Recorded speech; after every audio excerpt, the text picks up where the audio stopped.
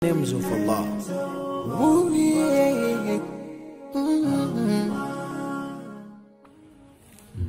Anda ingin sekali belajar bahasa Arab tapi tidak tahu harus mulai dari mana? Tenang saja, kami punya solusinya. Sebuah kursus online yang menggabungkan antara beberapa fitur pembelajaran online yang paling banyak digunakan saat ini dan mudah digunakan seperti WhatsApp, PDF, YouTube, Telegram, Google Classroom, dan Google Form. Kursus ini menawarkan kepada Anda satu paket pembelajaran intensif bimbingan belajar online bahasa Arab tingkat dasar selama 3 bulan dengan 12 pertemuan live streaming yang bisa diakses via YouTube, FB, dan Zoom. Satu kali live streaming setiap minggunya dan akan ada kuis setiap minggunya untuk mengukur kemampuan bahasa Arab Anda. 4 pertemuan live streaming di dalam 1 bulan dan akan berlanjut selama 3 bulan sehingga total menjadi 12 ditambah dengan buku-buku tambahan yang ditulis sendiri oleh mentor. Setelah mendaftar, Anda juga mendapatkan keanggotaan tetap. Anda dapat mengakses kembali pelajaran-pelajaran yang telah Anda pelajari dan dapat berkonsultasi dengan mentor Anda saat menemukan kesulitan, baik melalui komentar saat pembelajaran live maupun setelahnya melalui Telegram maupun via WhatsApp. Tidak hanya itu, ketika kemampuan Anda sudah berkembang, Anda juga dapat mempelajari video-video pembelajaran tingkat lanjutan yang sudah termasuk ke dalam paket pembelajaran yang jumlahnya total ada sejumlah 87 video dan terus diupdate dari waktu ke waktu tanpa biaya tambahan. Segera daftarkan diri Anda dan jangan lewatkan kesempatan ini. Mari kita buka cakrawala pengetahuan kita dengan menguasai bahasa Al-Quran.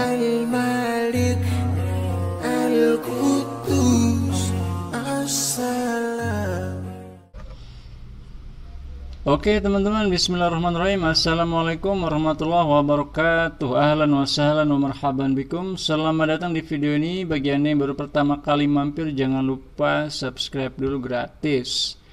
Oke teman-teman, kali ini saya ingin melanjutkan untuk menjawab pertanyaan dari murid saya tentang kuliah ke Mesir, yaitu apa saja yang harus dipersiapkan untuk kita kuliah ke Mesir atau untuk kita belajar di Universitas Al-Azhar terutama ya.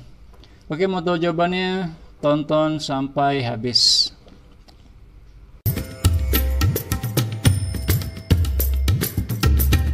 Ya teman-teman, kita sudah di Sarangan. Nah ini dia suasana.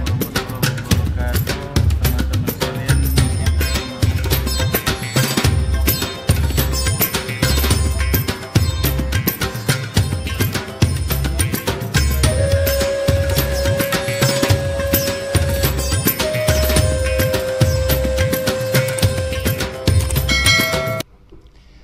Oke teman-teman, apa yang perlu dipersiapkan? Untuk menjelaskan ini saya akan membagi menjadi 2 ya. Yang pertama adalah sebelum kita lulus seleksi ke Al-Azhar. Oke, itu yang pertama ya. Yang kedua nanti setelah kita lulus seleksi. Nah, sebelum kita lulus seleksi, yang perlu banget dipersiapkan itu tentu saja ada 2 ya. Yaitu kemampuan bahasa Arab kita. Yang kedua adalah hafalan Al-Quran kita. Jadi dua hal ini adalah kunci agar kita bisa lolos seleksi ke Universitas Al-Azhar. Bahasa Arabnya harus siap, kemudian Qurannya juga harus siap. Nah, untuk bahasa Arab ini sudah pernah saya jelaskan ya di video sebelumnya. Jadi kita memang standarnya pokoknya sebisa mungkin kita sudah bisa membaca teks-teks Arab. Kalau bisa yang sudah panjang-panjang ya. Nah, kalau kita sudah bisa, insya Allah nanti dengan begitu kita akan siap menghadapi ujian seleksi Al-Azhar. Ya, terutama memang yang nanti diujikan adalah TOEFL ya. Nah, salah satunya yang Anda nanti mungkin perlu persiapkan ya untuk TOEFL itu, ya Anda bisa cari soal-soal TOEFL ya, soal-soal mungkin tahun sebelumnya yang ada.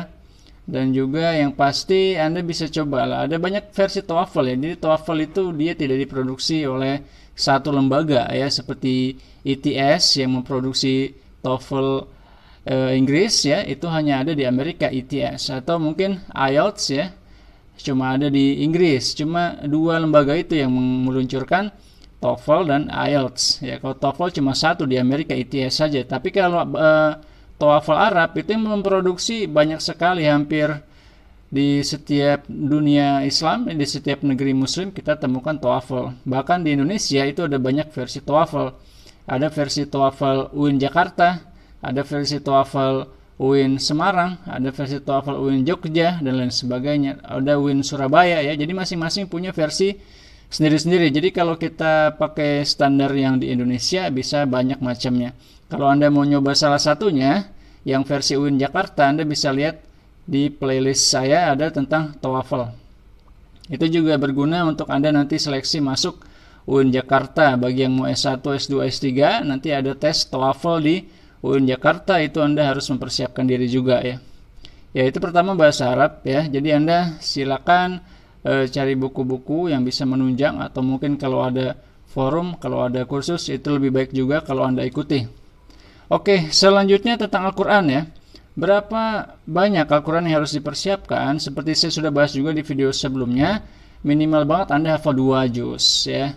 Kalau bisa juz 1, juz 2 dari Al-Baqarah. Kalau belum bisa, ya sudah, Anda mungkin juz 1 atau juz 30 ya. Itu minimal banget ya. Dan itu peluangnya menjadi lebih kecil. Kenapa? Karena memang yang nanti diujikan biasanya juz 1 dan juz 2. Kenapa begitu? Karena di Universitas Al-Azhar ya, kita nanti S1 itu diminta 4 juz hafalan. Jadi kalau bisa kita 4 juz ini, kalau sudah bisa hafal dari Indonesia jauh lebih bagus lagi ya. Oke, itu mengenai persiapan sebelum kita ujian seleksi Al-Azhar. Nah, bagaimana kalau Anda sudah lulus seleksi? Anda sudah tercantum namanya sebagai salah satu mahasiswa yang diterima di Universitas Al-Azhar, dan Anda disuruh untuk mempersiapkan berkas. Nah, apa yang perlu dilakukan ya? Oh, kalau Anda sudah lulus, itu adalah tiket emas ya untuk Anda belajar di Al-Azhar. Maka Anda harus mempersiapkan pertama apa? Yang pertama tentu saja dana ya. Dana keberangkatan ini Anda mau tidak mau harus menyiapkan. Kenapa? Karena baik beasiswa maupun non-beasiswa itu ada dana yang perlu dikeluarkan. Ya, seperti saya sudah bahas di video sebelumnya. Bagi yang untuk lulus beasiswa itu paling tidak siapkan sekitar 2 juta rupiah. Kemudian untuk yang non beasiswa ya melalui broker itu rata-rata 14 juta rupiah kurang lebih. Kemudian setelah dana sudah ada, selanjutnya apa? Selanjutnya penting lagi adalah kita akan melakukan, nah kalau berkas ya, kalau berkas itu biasanya sudah include dengan broker ya. Kalau Anda sudah bayarkan itu kepada penyalur, maka berkas akan dia urus. Lalu apa yang perlu Anda urus? Yang perlu Anda urus yang pasti adalah paspor ya. Anda harus bikin paspor. Kalau sudah punya, alhamdulillah. Kalau belum punya, ya harus bikin dulu ya. Dan itu prosesnya tidak instan ya. Bahkan sekitar beberapa bulan yang lalu saya bikin paspor, dan itu prosesnya bisa sampai sekitar 2 bulan ya. Ya, mungkin tergantung institusinya juga ya. Oke teman-teman, lalu selanjutnya apa lagi? Selanjutnya setelah Anda punya paspor, tentu saja yang penting lagi adalah Anda mempersiapkan barang-barang yang perlu dibawa ya.